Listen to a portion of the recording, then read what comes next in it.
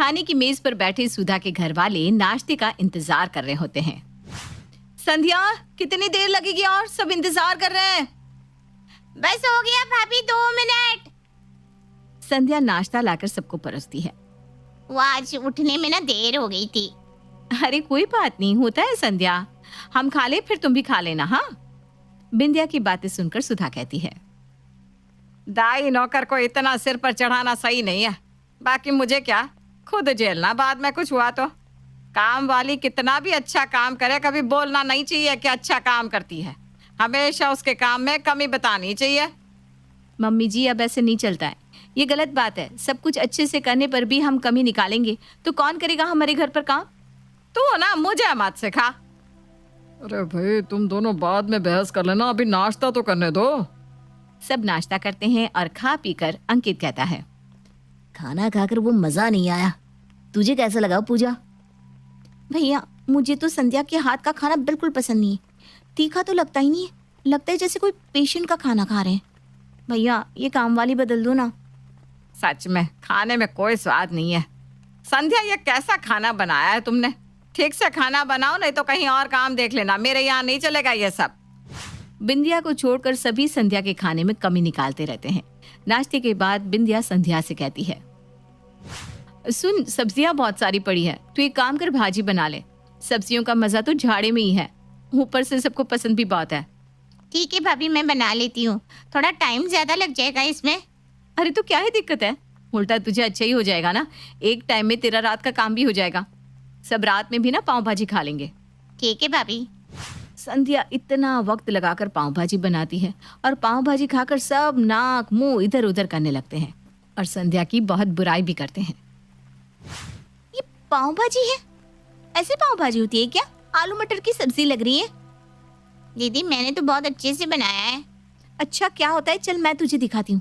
चौपाटी में जो पाव भाजी लगती है ना, वो खाकर देखना, तब तुम्हें समझ में आएगा कि तुमने क्या बनाया और पाव भाजी किसे कहते हैं। संध्या अपनी नजर नीचे किए खड़ी हो जाती है। ठीक है दीदी, और अच्छे से बनाने की कोशिश करूंगी। संध्या रसोई में जाकर बहुत रोती है। इधर अंकित कहता है, यार बिंदिया, इसमें नींबू डालो, एकदम खट्टा नहीं है। और मुझे कच्चा प्याज भी दे दो। पाव भाजी बिना प्याज के अच्छी नहीं लगती। देखो, संध्या तो अच्छा खाना बना नहीं सकती, मुझे ना ऐसा खाना मत दिया करो। ना खट्टा, ना नमक, ना तीखा, कुछ भी नहीं है इसमें। भाजी के नाम पर बॉईल करके सब्जी रख दिया। ना मसाला ना कुछ, पाव में मक्खन तो डालो। मैं दे देती हूँ ना जिसको जो चाहिए। बिंदिया प्याज काटती है और किसी को नमक तो किसी को मिर्ची देती है। नमक वगैरह तो अच्छी अच्छी होटलों में भी कम हो जाता है। इसका मतलब ये नहीं कि खाना अच्छा नहीं है। संध्या जैसी खाने वाली बहुत मुश्किल से मिलती है। बाकियों की काम वाली को देख लो, एक टिकती नहीं, ऊपर से इतनी छुट्टियां लेती है। अरे तू ना बस संध्या का ही पक्ष लेती रहना। सब खाकर अपने अपने काम पर चले जाते हैं। बिंदिया रसोई में जाती है तो देखती है कि संध्या की आंखों से आंसू बह रहे हैं। अरे रो मत संध्या, मैं हूं ना। तू भी क्या इन लोगों की बातों को दिल से लगा रही है? ये लोग तो ऐसे ही बोलते रहते हैं। नहीं भाभी, अब मैं और यहाँ काम नहीं कर सकती हूँ।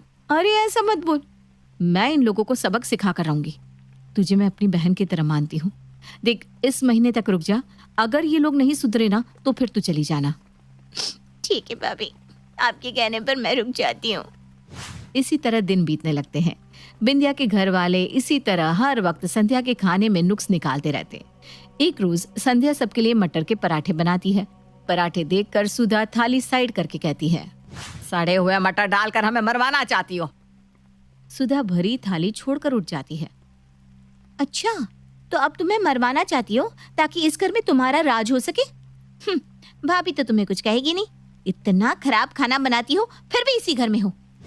संध्या के सब्र का बांध छूट जाता है। वो पहली बार ऊंची आवाज करके पूजा से कहती है, मुझे भी नहीं रहना इस घर में जहाँ मुझ पर ऐसा इल्जाम लगाया जाए। संध्या उसी वक्त अपना सामान लेकर चली जाती है।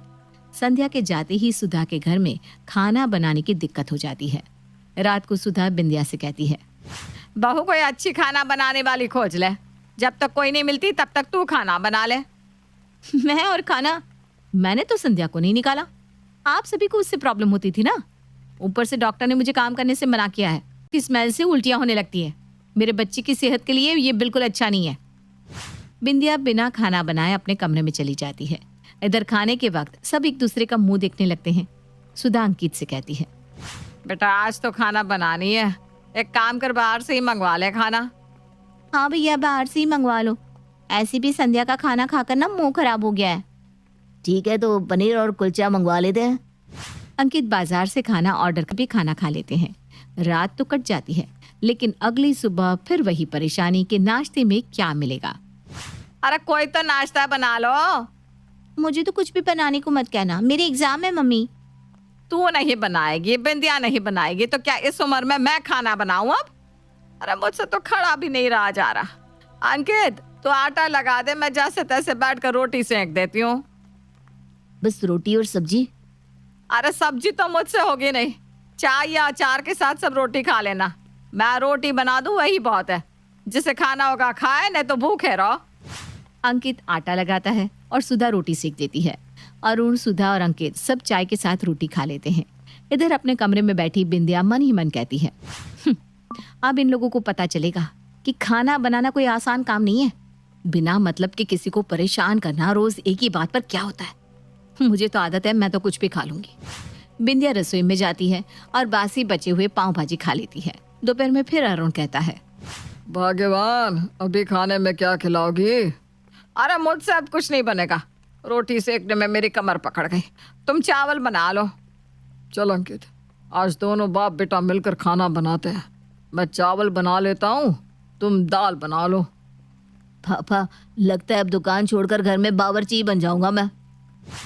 अरुण और अंकित मिलकर दाल चावल बना लेते हैं।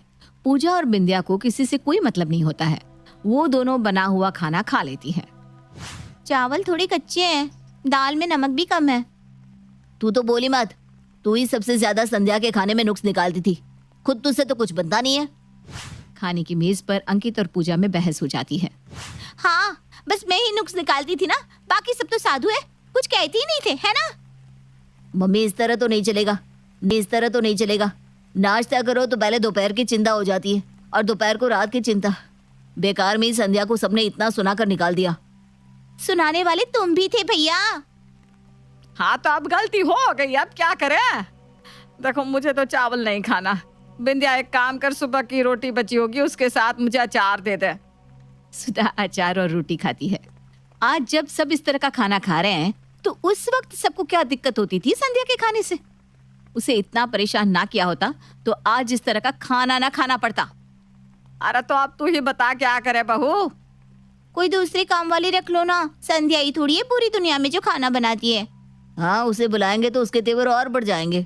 ठीक है, जो करना है आप लोग कीजिए, लेकिन मैं कह देती हूँ आप लोग फिर एक गलती करने जा रहे हैं। पूजा अगले दिन एक खाने वाली को खोज कर बुलाती है। नाश्ता तो वो ठीक ठाक बना लेती है, लेकिन दोपहर को हम खाना नहीं बनाएंगे। अरे ऐसे थोड़ी ना होता है, दोपहर में हम लोग क्या खाएंगे फिर? देखिए मैं सब जगह इसी तरह बनाती हूँ, काम करवाना है तो करवाओ, नहीं तो मुझे काम की कमी नहीं है। खाने वाली बचा हुआ सारा खाना लेकर चली जाती है। हो गई तुझे तसल्ली? बिंदिया ठीक ही कहती थी, संध्या जैसी कोई नहीं मिलेगी। बिंदिया तू किसी भी तरह से संध्या को बुला लेना। संध्या कभी भी अपने घर खाना नहीं लेकर जाती थी, ये तो पहले दिन से ही अपना रंग दिखा रही है। बिंदिया मंद मंद मुस्कुराकर अपने कमरे में चली जाती है और संध्या को फोन करके कहती है, अपना प्लान कामयाब हो गया है, अब इस घर में तेरी पूछ हो रही है, आ जा तू कभी भी। संध्या सुधा के घर में चली आती है। संध्या की शक्ल देखकर सबके चेहरे पर मुस्कान आ जाती है, जैसे बहू अपने ससुराल वापस आ गई हो। आओ आओ संध्या, तुम्हारा अपना ही घर है। आओ ना संध्या, बैठो ना थोड़ी देर, बाद में रसोई संभालो। हाँ ठीक है, मैं इस घर में तभी खाना बनाऊंगी जब मुझे इस घर में वापस कोई चिक चिक सुनने को ना मिले। तब सब एक साथ बोल पड़ते हैं, अरे कोई कुछ नहीं कहेगा, तुम्हें जैसा बनाना है बनाओ। कोई कुछ नहीं कहेगा, तुम्हें जैसा बनाना है बनाओ। कोई कुछ नहीं कहेगा, तुम्हें जैसा बनाना है बनाओ।